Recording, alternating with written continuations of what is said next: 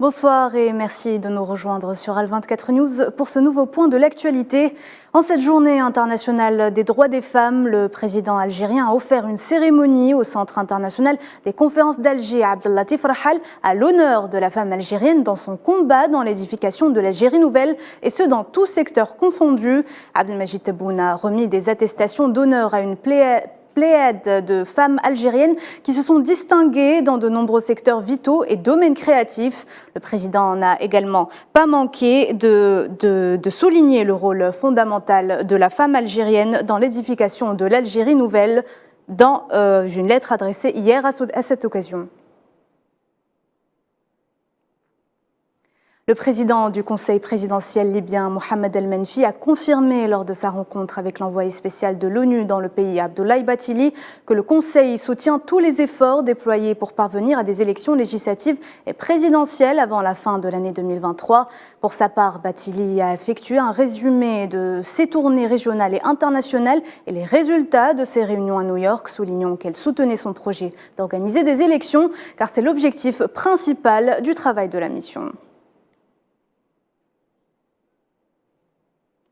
Jenin enterre ses martyrs. Ils étaient des milliers à avoir participé ce matin aux funérailles des 6 Palestiniens assassinés hier lors d'un raid sioniste dans le camp de réfugiés de la ville. Une grève générale a été déclenchée en Cisjordanie occupée pour condamner les meurtres et les violences perpétrées sur le peuple. Le nombre de Palestiniens tués par l'entité sioniste depuis le début de l'année s'élève à 73 personnes. 2 citoyens ont également été blessés ce mercredi dans un bombardement par l'artillerie de l'occupation sioniste qui a tiré plusieurs obus visant des terres agricoles à l'est de Khan Younes dans le sud de la bande de Gaza.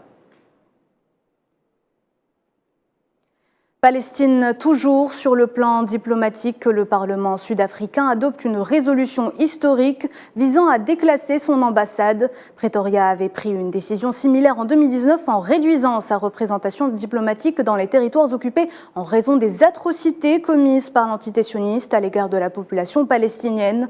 Pour rappel, l'Afrique du Sud soutient la cause palestinienne depuis que les 2 parties ont établi des relations diplomatiques officielles en 1995, un an après la fin du régime d'apartheid. Le ministère des Affaires étrangères palestinien a d'ailleurs salué l'adoption par le Parlement de la République d'Afrique du Sud de la décision de déclasser son ambassade en bureau de liaison, soulignant qu'il s'agit d'une étape importante dans le soutien à la juste cause du peuple palestinien, affirmant que cette décision est un pas de plus sur la voie d'une solution juste et globale pour parvenir à la paix dans la région. Réforme des retraites. Les sénateurs français sont prêts à accélérer le débat pour le vote de l'article 7 qui stipule que l'âge minimum de la retraite devrait passer de 62 à 64 ans.